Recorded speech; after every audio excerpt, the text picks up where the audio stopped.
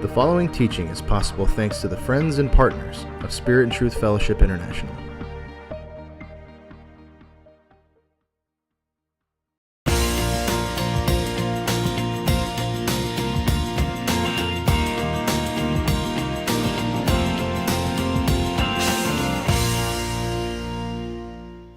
Now we're reading the record of Lazarus, and we just saw that in verse 4, what Jesus said was, and this is the Good News Bible, the final result of this sickness will not be death.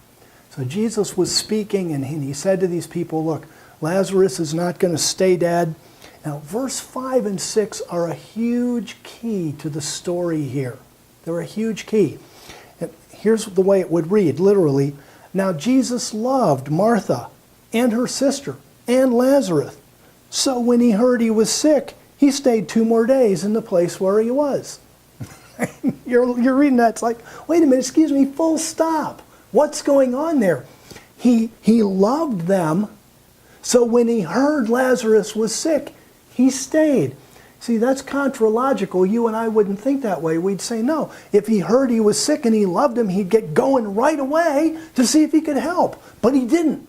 He waited 2 more days. And that tells you there's something going on in the text, something going on behind the scenes. In this case, there's something going on in the culture that everybody who lived in that culture knew, but you and I were a culture in 2,000 years and a language removed. We don't know what's going on in the culture. So it made sense to them, but it doesn't make sense to us until it's explained to us, and then we understand it. He loved Mary and Martha and Lazarus, so he stayed for 2 more days. Now it's interesting that this translation, this understanding, is so incongruous to some translators, like the NIV reads, Jesus loved Mary, Martha, and her sister. Jesus loved Martha and her sister and Lazarus, yet when he heard that Lazarus was sick, he stayed where he was 2 more days. That's a terrible translation of the Greek, and you can check that for yourself in any Greek interlinear. But the translators just couldn't make sense of what Jesus did, and so they translated in a way that at least they thought might make sense, but it doesn't. What makes sense is he loved them, so he stayed. What did Jesus Christ know that we didn't? Now, we saw the map, and now we learn from the record. And again, if we read the whole record, we learn from verse 17, and we learn from verse 39 that Lazarus was dead in the tomb. Not just dead, but actually buried in the tomb for 4 days. Now that's going to become important when we understand the culture. But basically you've got the messengers, the sisters wake up, they can tell Lazarus is in real trouble. We're going to send for Jesus. They send for Jesus Christ. He's likely 30 miles away. It takes those messengers all that time, a full day, to get to Jesus. Now, we're not exactly sure at what point during that day Lazarus died. Did he die when the messengers were still on the road coming to Jesus? Did he die while the messengers were with Jesus? The text doesn't tell us exactly when they died, but we know that he died that day, because there was the one day that the messengers went from Bethany to Jesus, 25, 30 miles away. There were the 2 more days that Jesus stayed where he was, and then there's the day that he travels back from Bethany beyond Jordan to Bethany near Jerusalem. So those are the 4 days that Lazarus is in the ground, in the tomb.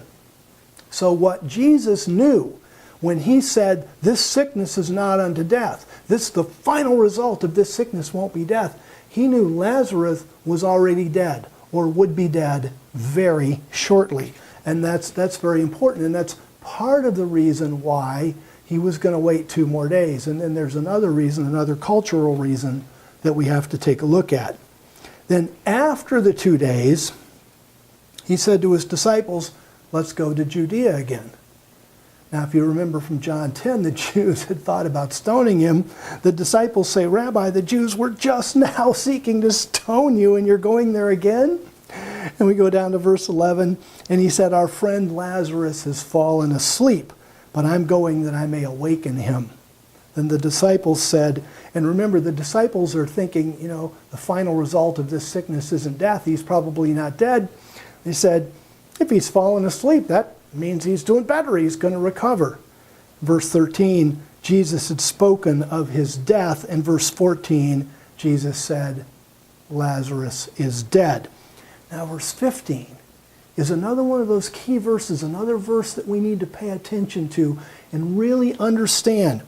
Because Lazarus is dead. Jesus knows Lazarus is dead. By this time, verse 14 and 15, this is the fourth day. Jesus is getting ready to go with his disciples back to Bethany near Jerusalem.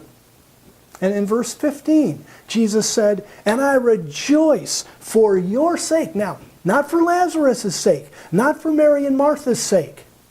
He's talking to his apostles here. And he says, and I rejoice for your sake that I was not there, so that you may believe. But let us go to him. What? That they may believe what?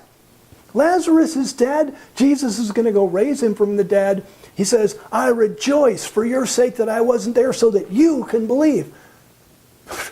Believe that Jesus could raise the dead? They'd seen Jesus raise the dead. He raised the dead daughter of the synagogue leader in Capernaum. He raised that widow woman's son in Nain. He had been raising the dead. He wasn't saying, oh, I'm rejoicing because now you'll believe I can raise the dead. He'd been raising the dead. They believed that. What's in the culture that we're missing here? And now all of a sudden you start reading about it from the writings of the rabbis, and you find, and there aren't any writings from the time of Christ, but the traditions of the rabbis run very, very deep. They kept their traditions alive decade after decade, century after century. And what you learn from the reading of the rabbis is the rabbis taught that after a person died, his life force hung around for about 3 days. For 3 days, not about 3 days, for 3 days. That the life force of the person hung around for 3 days, but after 3 days it was like, okay, this is over, and it left. So that, I'm not exactly sure where that belief would come from. Probably came from the fact that they couldn't exactly tell sometimes when people were really dead, and they thought people had died and they didn't. But it became a belief that, boy, after 3 days, you can't get up from the dead. After 3 days, then that is the end of it. Well, think about that from the point of view of Jesus Christ's resurrection culturally. That Jesus Christ is going to be dead for 3 days and 3 nights, and nobody's going to see him till the fourth day. And you know what people are going to say? Can't be him. Maybe 2 days ago, yeah, that could have been him then. But nah, can't be him now. Because now it's been 4 days. So, now you're just making the story up. A couple days ago, he could have been raised from the dead. Jesus knew there had to be proof that God could raise a dead person even if they'd been dead for more than 3 days and 3 nights. And so he loves Mary and Martha and Lazarus. He loved them, and he wanted them to believe in his resurrection. And because he loved them, he stayed in Bethany beyond Jordan for 2 more days. So he would raise Lazarus on the 4th day, so that when he got up and they saw him on the 4th day, they wouldn't be in doubt. They wouldn't be in disbelief. They would be able to believe, yeah, God can raise the dead even after 3 days and 3 nights.